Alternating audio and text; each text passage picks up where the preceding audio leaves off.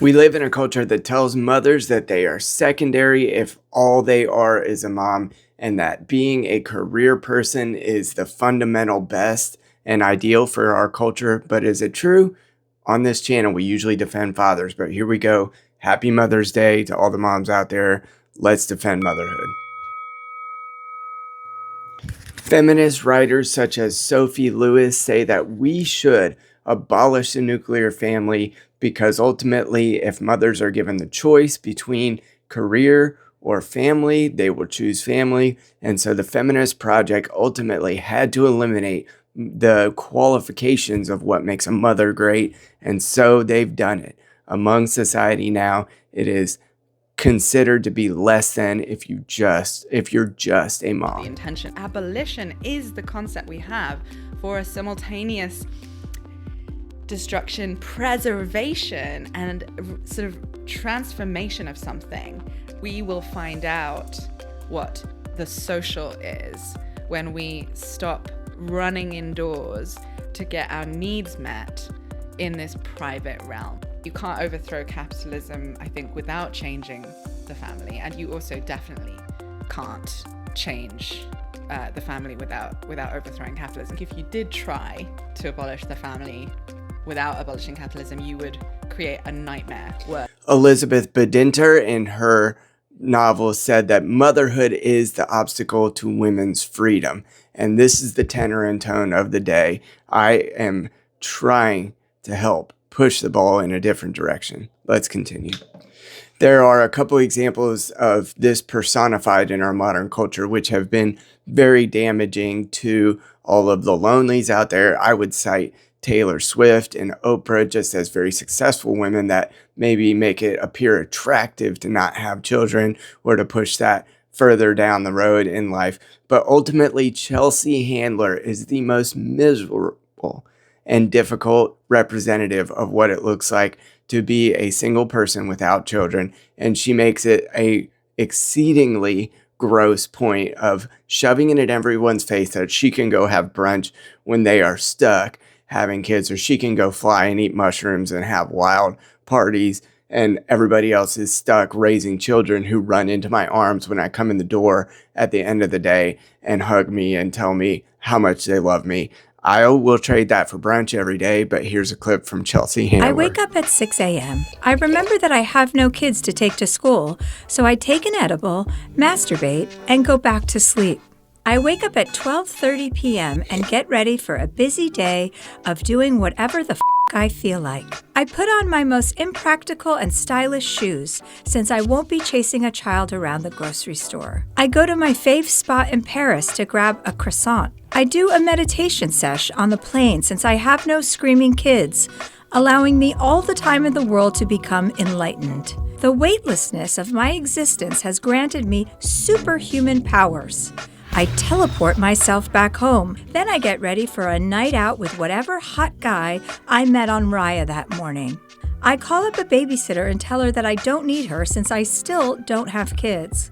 Now it's time for a workout, so I hit Mount Everest for a quick climb. I invent a time machine, go back in time. This view tells women that the highest calling possible is a boardroom, not a cradle, not a crib. And ultimately, if you really cared about feminism and the feminist project in overall, you would want what was fundamentally best for women, which can be holding that child in your arms.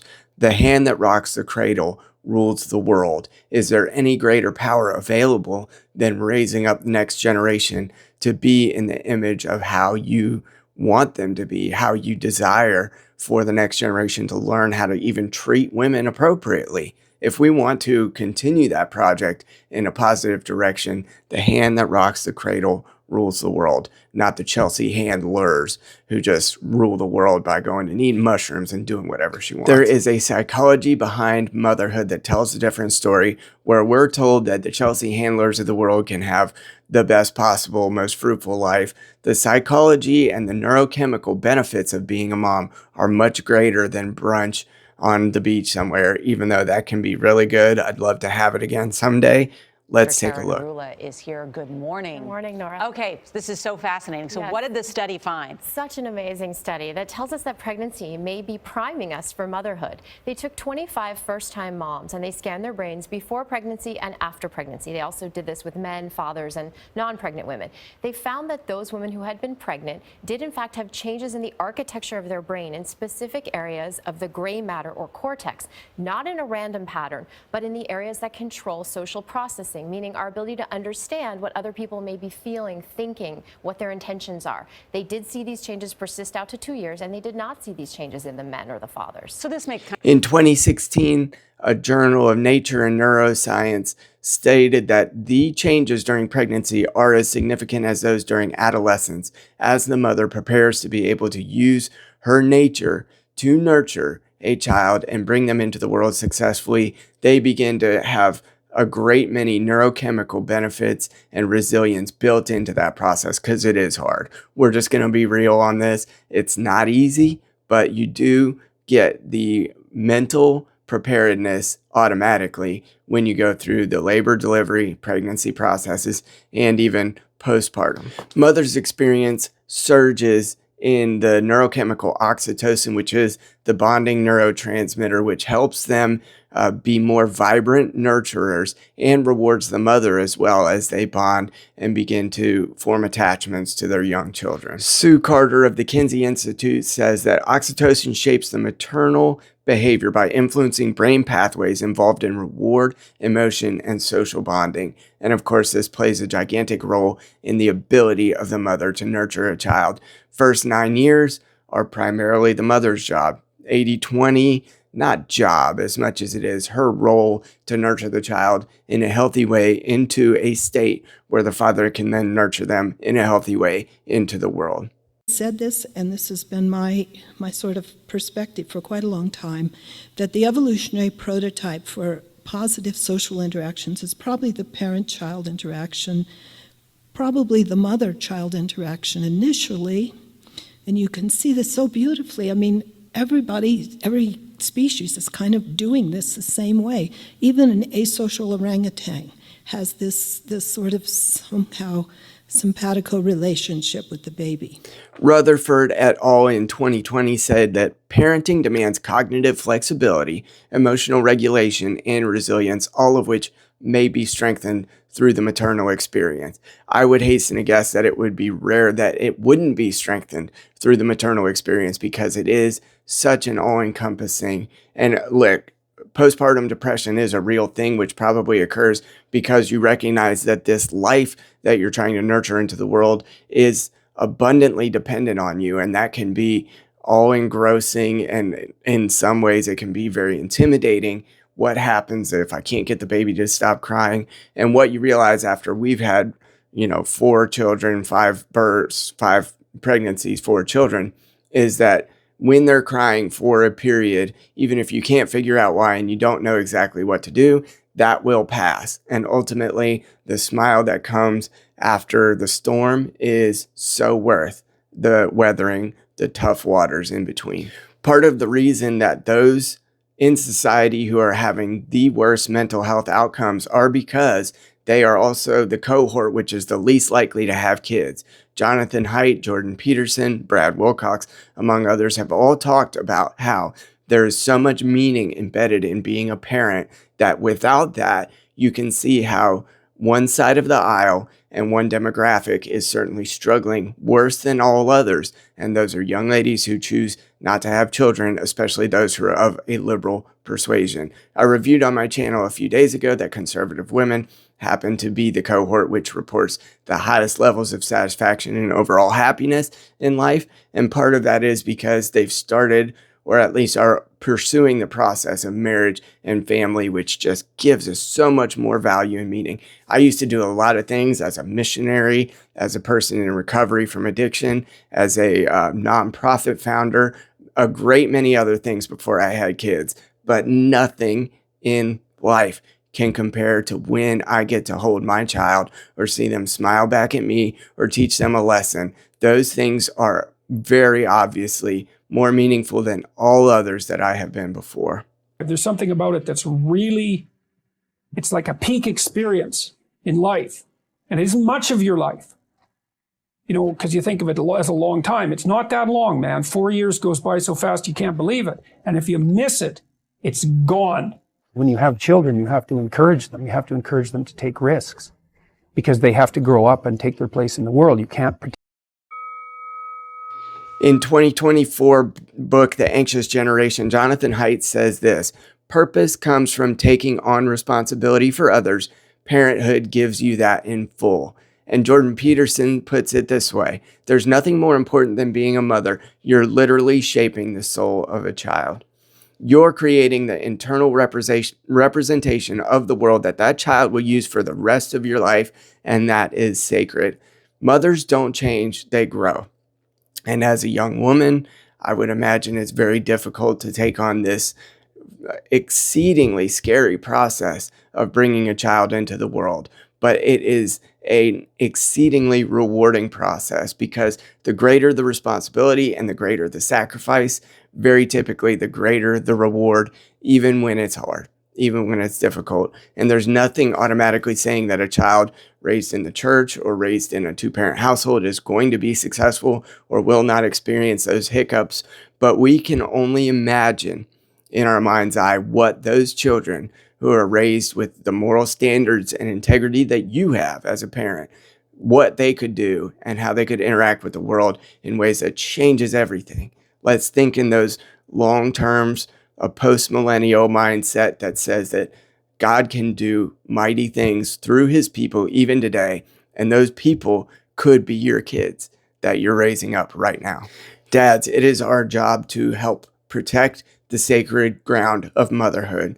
The hand that rocks the cradle rules the world, and while we are off hunting, gathering, and earning and providing for our families, they are at home in those small moments, teaching the gigantic lessons that are inherent to the motherhood that comes from 9 to 5. And I hope they're at home with your children. If they cannot be at this time for financial reasons, I pray that you would get to a place in your life where that would be possible, because I would much rather pay my wife to stay at home and nurture our children than to pay someone else to do it. And ultimately, I've done a lot of odd jobs and tried my best to increase our income so that that might be possible. I recognize that it's not easy, but it's not hopeless. There is a way. I am a lowly counselor. I'm not even good looking. I don't have a monetization on this channel yet. I don't have any other secondary incomes that come along with content creation. I simply have my two hands, my 2 feet, and my voice, which I attempt to use to try to provide for my family.